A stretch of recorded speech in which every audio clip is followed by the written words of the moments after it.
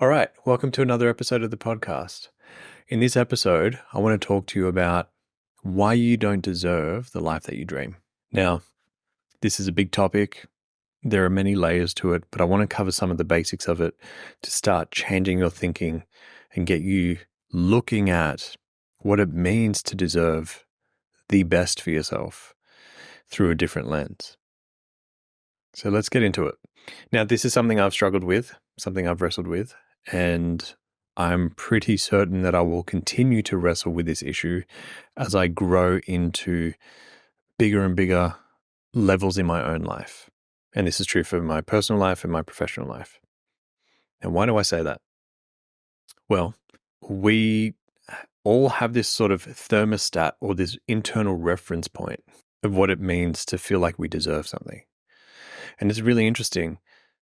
Years ago, I looked up the meaning of deserve, and it means to be worthy of. And if you break down the word deserve, you actually see that your sense of deserving, or what you feel you deserve, is related to how well you serve. Now, being of service is something that I've learned to do and to execute from a really young age. It was something that my father instilled in me. And it was something I learned the value of, that if you bring value to other people's lives by serving them in some way, then they will want to reciprocate.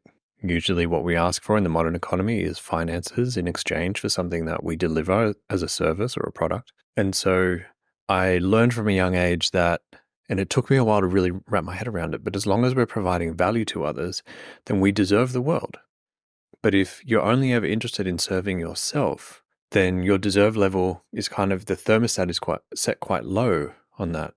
And so if you're looking at your current circumstances and you're doing an audit of your life as it is today, and you're honest with yourself, you want to ask yourself, like, how much are you accepting into your life that is less than what you deserve?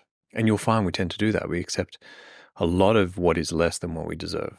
And so by doing an audit and reflecting on these different areas of our life with our family, friends, our career or our business, our finances, whatever the circumstances may be, you want to do a reflection and a quick audit of all these different areas of your life and ask yourself, where am I accepting and where am I receiving less than what I deserve? And you'll find, when you actually spend the time reflecting on this, that the reason that you're receiving less than what you deserve is because it's got something to do with your beliefs and your own psychology and what's going on in your mind. Because we only ever allow ourselves what we truly believe we deserve. And the cool thing about that, and this is really important, is that I referenced it being a belief. Beliefs can change. That's what I genuinely love about this work that I do, is that I get to work with people and I get to, including my own self, and I get to go in and change these beliefs, which then start to create a different reality. Not because of manifesting or anything like that, but because you genuinely believe something different to be true for yourself, that you deserve more than what you're expecting or what you're receiving. And because you genuinely change the thermostat of what you believe you deserve, your external circumstances start to align with this new thermostat reading or this new thermostat level.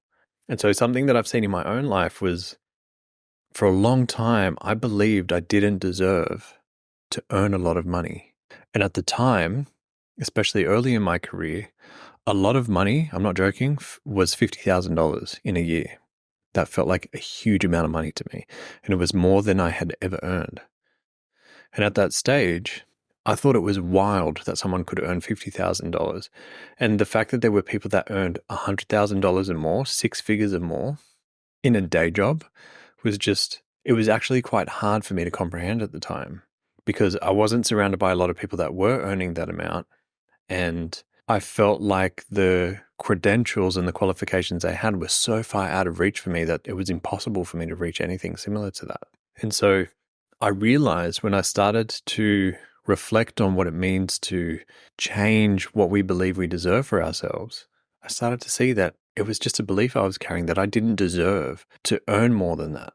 And then what was interesting was, as I shifted that belief, I started to create opportunities for myself, because that belief wasn't holding me back, to then start earning more money. And I broke through the $50,000 threshold within a year. And then I found myself coming up to a new layer, a new level.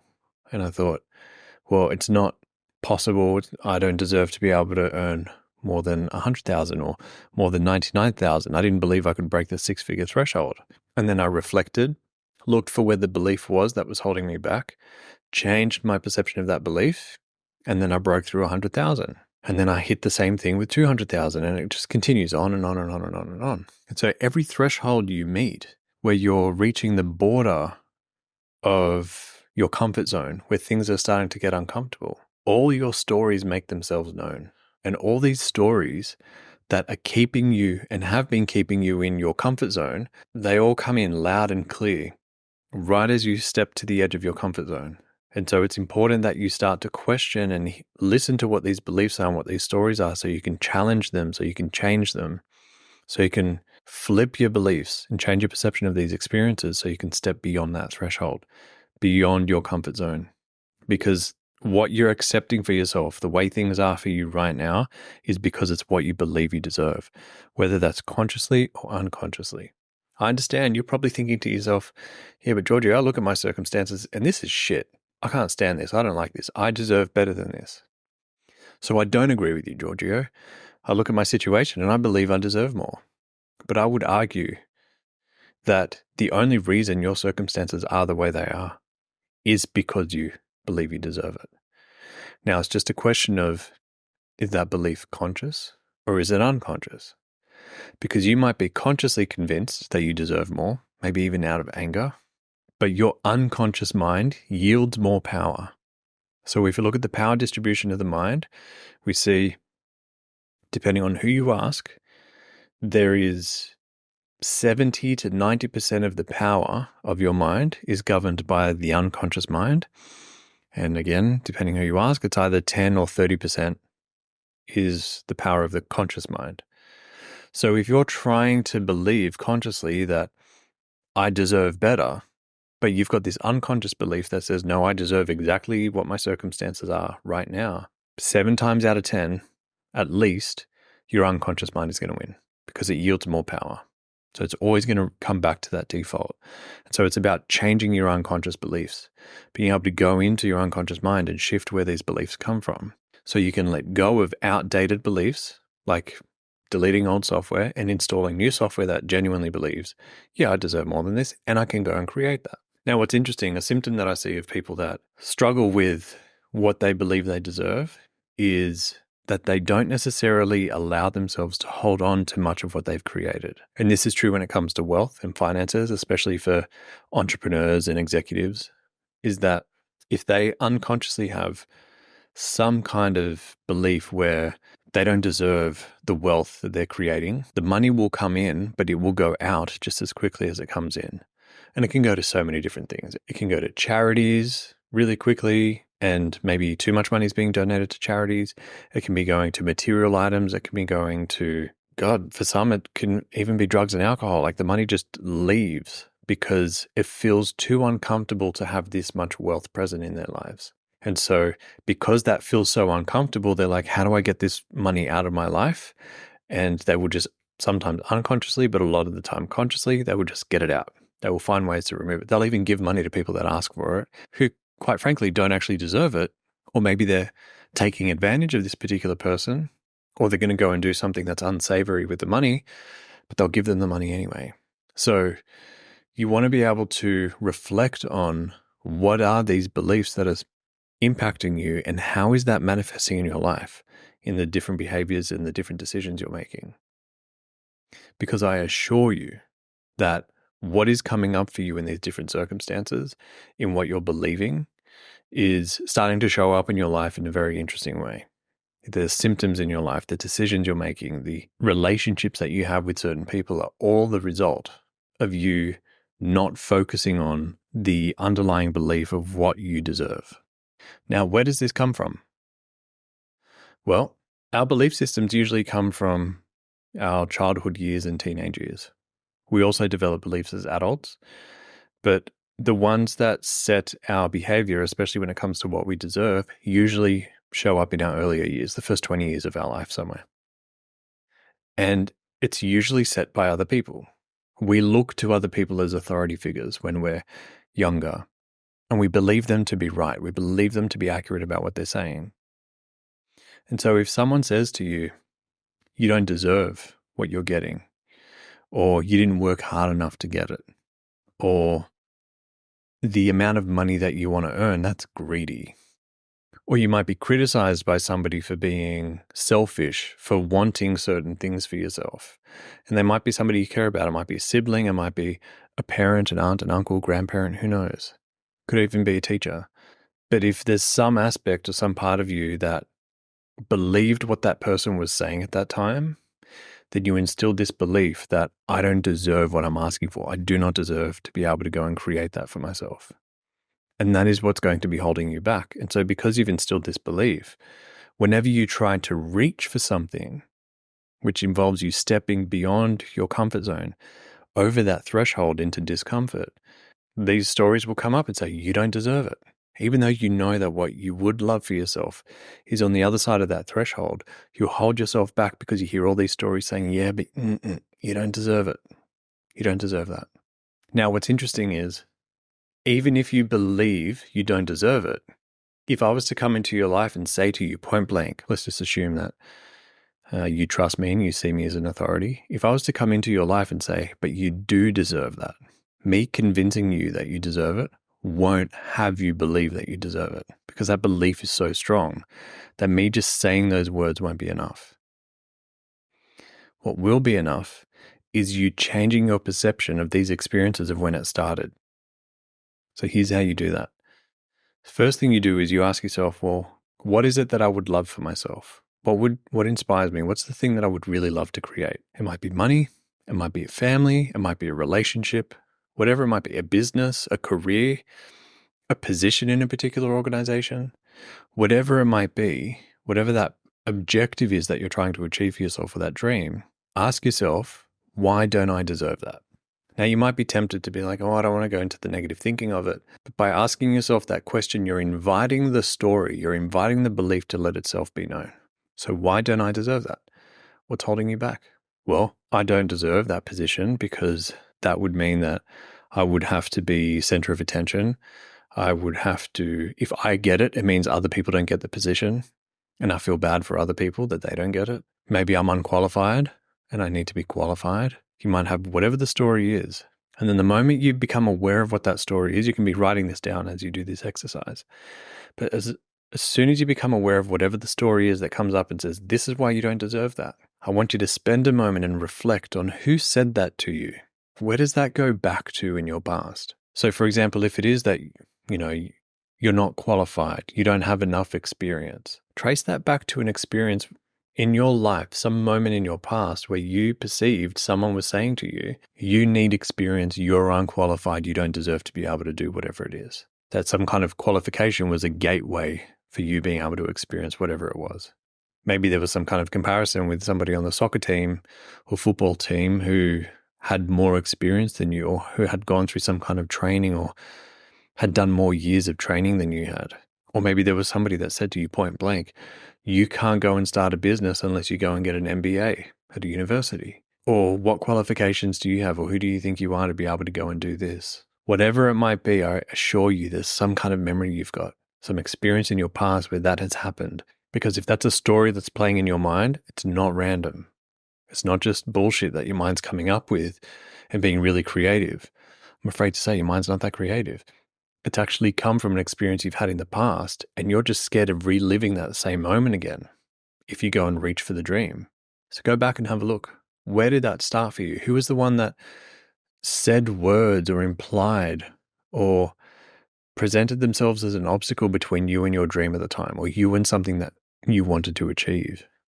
See if you can identify what that moment is. For some of you, you might find that the memory just bang, shows up really quickly and you know exactly what it is. For others, you might need to sit with it and explore different periods of your time. Look at primary school or elementary school, look through primary school and elementary, look through middle school, high school, your college years. Look at these different periods if you need to break it down and see if you can identify where you started to feel that way. And I assure you, you haven't always felt that way. You haven't always had this question mark around what you deserve. You weren't born questioning what you deserved. you were born feeling loved and you were an expression of love. And then somewhere along the timeline, that experience of your deserve level dropping occurred. And since then, you've had this unconscious thermostat of that being what you deserve. So see if you can go and have a look to see what that is. For a lot of people, it involves being labeled as greedy, selfish, narcissistic, arrogant, or evil, especially when it relates to money. So see if you can identify where that is. And then I want you to look in those moments. I'm giving you the keys to the city at this point. In that moment, whenever that person was criticizing you, I want you to look at who was praising you, who was supporting you, who was defending you, who believed in you, who saw you having a deserve level that was higher than whoever it was that was criticizing you. See if you can find where that support was in your life at the time, and I assure you it's there. It's incredible when you actually slow down and look at your life. And you might be tempted to say, Giorgio, there was no one supporting me at the time. It's not true. If you stay with it, if you stick with it and you actually have a look, I assure you, you will find that there was support there for you. Because here's the really cool thing. This language might spook some of you, and that's okay. But the universe always has your back. It might not feel that way, but the universe or life or nature or God, whatever language you want to use, infinite intelligence, whatever you want to call it, it always has your back. It feels like it doesn't a lot of the time, but that's because it's just your perception. The reality is life always has your back. It's always supporting you just as much as you're being challenged. But it requires you slowing down in these moments to look for where is that support? Where is that encouragement coming from? Where is that assistance and help coming from? Because it's there. It's always there. I haven't found a circumstance where that hasn't been true. I've been doing this work for well over a decade now. So in these moments where you're feeling like somebody's setting your threshold or your thermostat for what you deserve at a low level, look at who was at the same time increasing what you deserved, who believed you deserved more. When you get there, you'll feel it. You'll feel this shift and you'll look and like, holy shit, there was actually somebody there for me.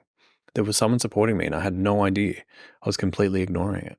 When you do that, you'll realize instantly that this person, or the one that was setting your thermostat as being low, may not have actually been telling the truth, because you've got two different people that have two different perceptions of you at the same time. So who's right and who's wrong? What you were doing in that moment was you were basing your perception of truth on this one person's perspective, which isn't the complete picture. So it starts to help you reframe it and look at it through a different lens. So my suggestion is do this exercise as I've laid it out. Go back and listen to the episode, go back to the beginning and replay it as many times as you need, and look for who was setting your thermostat. And there's probably more than one incident in your life where that's been the case. But if you go through the more heavily charged or the earlier experiences where that's occurred, or maybe where there's been a big moment in your life where you had a huge windfall, or you did really well, you got a promotion, or you sold a business, or you had a significant amount of business come through, or you won some money, or you got an inheritance, who knows, whatever it is, and you feel like it was quite charged and baggaged, look at that experience, look at that moment for yourself, because you'll find that there was probably someone in these moments that you were valuing the opinion of, setting the thermostat for your deserve level really low.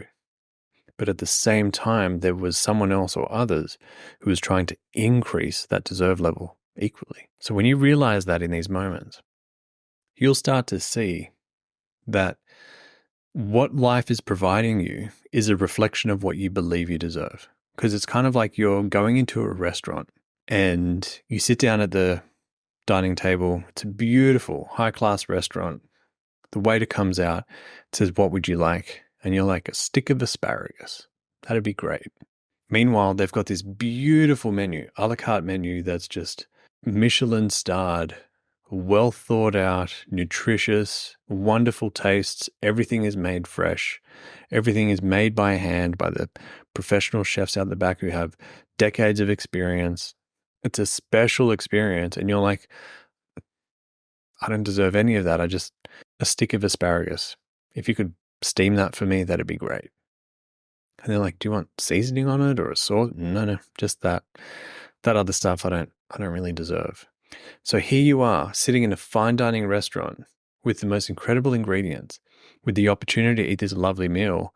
But what you're saying and what you're asking for is less than what you deserve. And so what do? They're just going to honor that and say, okay, well, we'll just deliver what you believe you deserve, even though they have the capacity to give you so much more. And they want to. Life wants to give you more, but you've got to be willing to ask for it and then receive it. So by working on this thermostat of what you deserve, you're going to start raising the thermostat. So when you are seated down at this table in this beautiful restaurant and the waiter comes over and says, what would you like? And you look at the menu and you pick one of the dishes that is most appealing and most nourishing and most intriguing to you, you can say, I'd really love to try that, please. That would be wonderful. Thank you. And they ask, would you like a drink with that? Let's say you're a wine drinker and you ask them to pick the most beautiful glass of wine that matches perfectly with that dish. And they go and do it. They don't hesitate. Yes, absolutely. I'd love to do that. And they go and do that. You want to be able to go into a restaurant, so to speak, which is life, and feel comfortable asking for what you deserve. Not with arrogance, not with condescension. I don't want any douchebags doing this, right? It's not a hall pass to be a douchebag. It's a whole pass to be humble and have humility, but also simultaneously request what you deserve, because I genuinely believe, Giorgio, I believe you deserve this. But that's not enough. Just because Giorgio believes that you deserve it isn't enough. You've got to be the one that believes it. That's what's going to create the change for you. And so that's why I wanted to give you the tools in this episode to be able to help you change that perception. And it won't be one and done. I want to set that expectation as well. For me, as I continue to grow in my life, in my career, in my personal life, with my health, with my finances, in all these different areas of my life, I keep looking for where am I coming up to a new level or a new border of my comfort zone. And as I'm reaching beyond that border and I'm stepping over that threshold, what's the new story that's coming up that I haven't quite worked on? And as it comes up, I'll identify it, I'll work through it, and then I will then shift the experience. And then I'll move through that, I'll step through that and keep going. And then I'll step as the borders of my comfort zone expand, I will continue to venture out to the different borders of my comfort zone in all these different areas of my life. And as I continue to do that, there will be a deeper story that comes up that's been holding me back up until that point. And I'll work through that too. And as I work through that, I'll then step beyond it. So as I continue to grow, I will continue to hear other stories until I clear them out and change my perception of them, and then step beyond that. It's kind of like a video game. Like you reach a new level, you come up against a new boss, you work through that level, and then you get to graduate to the next level. And then you come up against another boss. So that's how I want you to think about this. It's not going to be one and done. You don't just set the thermostat to the max and then you go. The wisest thing to do is work with the limit that you're at, shift that, create a transformation, experience that new level. And then once you reach beyond that, you'll hear new stories and new stuff coming up for you that you can work through. You just keep doing that, progressing throughout your life. And you'll make the most amount of progress when you stop and look back over a decade, 2 decades, and you look back at how much progress you made, you'll see a significant shift. So anyway, that's my rant and my riff on what it means to actually create a new level of what you deserve for yourself, and also how you are actually accepting less than what you deserve right now. Please come back and listen to this episode as many times as you need. It's here for you. Do the exercise. It'll transform your experience. And I love hearing from you.